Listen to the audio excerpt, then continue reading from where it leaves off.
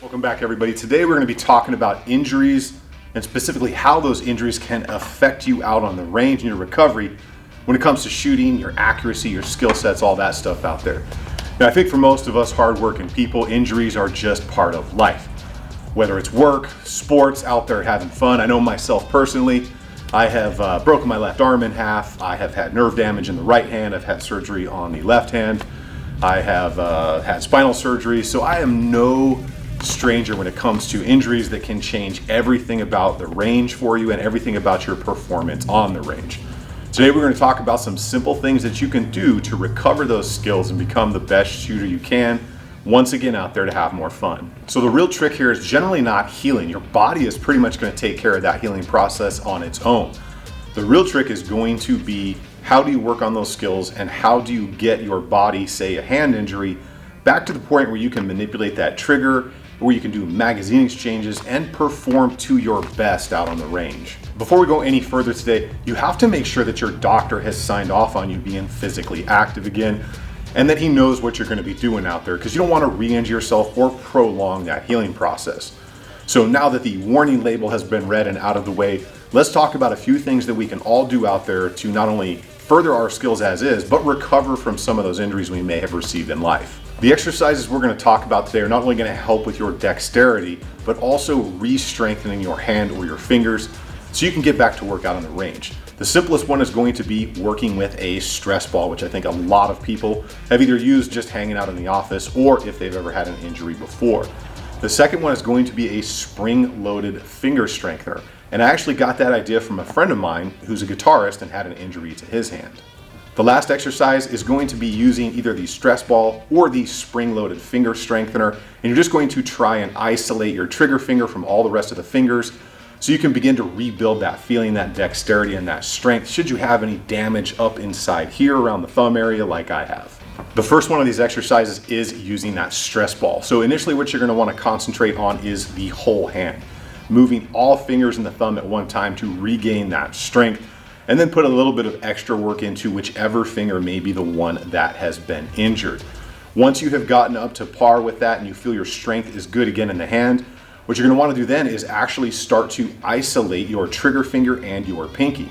We're in that good pistol grip and we have a hold of this pistol. We want to make sure that we can move our trigger finger separately from everything else, but we want to be able to have good pressure on the bottom of the grip with our pinky. One of the easiest ways to do this, even with your hand, is to make sure you dig your pinky into your palm and then isolate your trigger finger.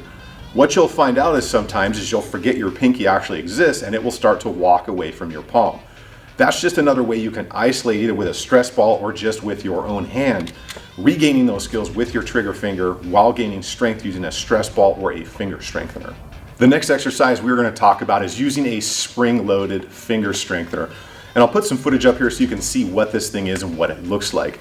And as I said before, I actually learned about this from a friend who's a professional guitarist and had a very bad hand injury, and he had to relearn how to play chords again and how to work the neck of his guitar. Now, if you're not a guitarist, the neck of the guitar is the long portion out the front where all the real magic happens and you see people moving their fingers fast.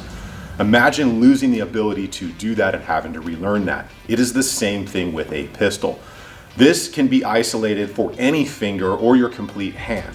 What you're going to do is just strengthen each of your fingers or the isolation finger you need to strengthen that singular finger. You can also use this as a speed drill, just working your trigger finger, and that's not only going to give you speed, dexterity, but it's going to allow you to keep a pace. So you can begin to count as you pull your trigger finger on that training device and actually become faster with your trigger finger than you were before.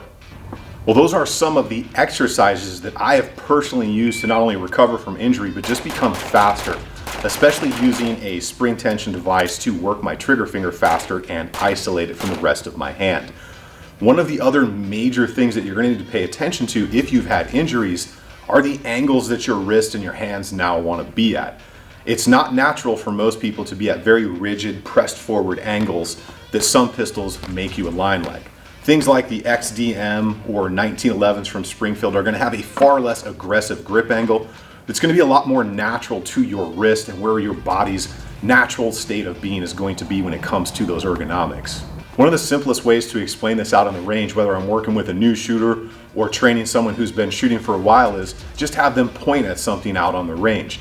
Generally, most people are going to point with their palm in a somewhat downward angle and their knuckles towards the sky. It's not very natural for most of us to point like this with the old finger gun out there on the range, because that's just not the angles your body wants to be at. Naturally, when you do that, your bicep tendon in here, your bicep muscles are going to be in a state of tension. That tension is going to work its way right down your forearm and into your hand, and then finally ending up in your grip and your trigger pull, which can throw shots off the target. And I think we all can understand that. Another way to look at this at home is if you just stand and point, you can watch your bicep muscle actually turn and release tension. If you just practice that a little bit, you'll kind of figure out where your body really wants to be when it comes to your wrist angles. Now, changing these angles is not only going to affect your primary hand grip, but also your support hand as well. And I don't think anybody out there is going to grab and hold a pistol sideways, or at least I would hope not. But what you want to try and do is give yourself the opportunity to hold that pistol in about a 3 or a 5 degree cant like this, to allow your body to naturally be at the flexion point on your muscles and your tendons that are going to be most comfortable for you to keep your primary hand and your trigger finger in a comfortable position to not only work the trigger, but to get very fast follow-up shots. Changing something as small as a couple of degrees in angle can make a big difference out on the range. And that's why some people love 1911 style pistols, because it has a very natural and neutral grip angle to it that works with most people's wrists. There are also several different ways you can hold a pistol post-injury. One of the favorites I learned in DEA firearms instructor school was, instead of death gripping the pistol from front to back, think of it more like a vise squeezing in from side to side. That's going to give you more of an opportunity to control that pistol without wrenching and gripping downward on it as you pull the trigger. Another thing that you might need to think about if you need just a little bit more stability is actually going to be pinning the trigger guard with your offhand.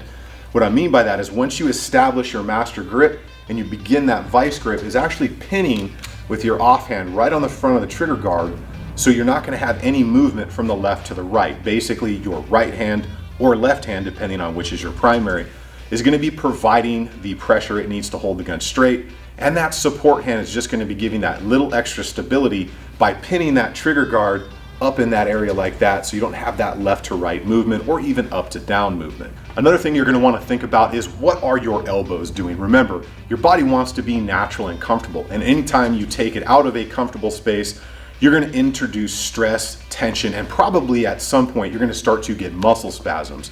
Think of your elbows as shock absorbers on a car. Rather than locking your joints out forward like this, which will kind of tend to make you tuck your head down and bring your shoulders up, just adding tension all over your upper torso, give your arms the ability to relax your shoulders and absorb the shock of that pistol as it reciprocates, and you can expand your recoil control based on letting the gun do its thing and letting your body naturally absorb that shock, rather than having bone on bone, tension on tension, trying to absorb it that way. It may be more comfortable for you to do that, especially after having elbow or wrist injuries. There's a lot of work to be done when recovering from an injury, so one of the things you need to focus on is remain patient. Give yourself the time and opportunity and the best chance of recovery, and to still have fun out there on the range. One thing I will say is, don't be afraid to cheat a little bit. Remember, there are things you can do to make this a little bit easier, such as using maybe lower power ammunition rather than using like duty or high pressure ammo. It's going to recoil less, it's going to give you a little bit better of a soft feeling out there, and probably help you get a mental state better out on the range, rather than missing or having more pain introduced by using high pressure ammo. Another thing to think about might be downsizing. If you love the 45 1911, remember, you can get into a 9mm 1911, have all the same ergonomics and controls like the new Emissary or the new Garrison, but it's going to be much, much softer in that recoil, and a lot of fun out there, especially if you are just getting your groove back out there after an injury, and it's going to take some time to recover from. You can work your way back into the 45 if that's the route you want to go. And remember, this does not have to be an expensive process, because you can work on all of these things with dry practice at home and no ammo is needed. Once you get that dry practice down and you feel you're ready to go back to the range, whether you've chosen a new 9mm 1911 or you're going to run that 45, You don't have to spend the money on the ammo up front. You can work on the skills, build the strength, build the dexterity, then get out on the range and start having some real fun. I hope this information helps you out. Like I said, I have had several injuries in my life, from my wrist, my hands, my arm, and having spinal surgery. Each one of them required a different level of recovery. These are simple things you can do while you're at work in the office, while you're at home watching TV, and ultimately build those skills back to get back out on the range and have some fun. Make sure you guys check out some more of the content here on the Armory Life, and I will see you guys on the next one.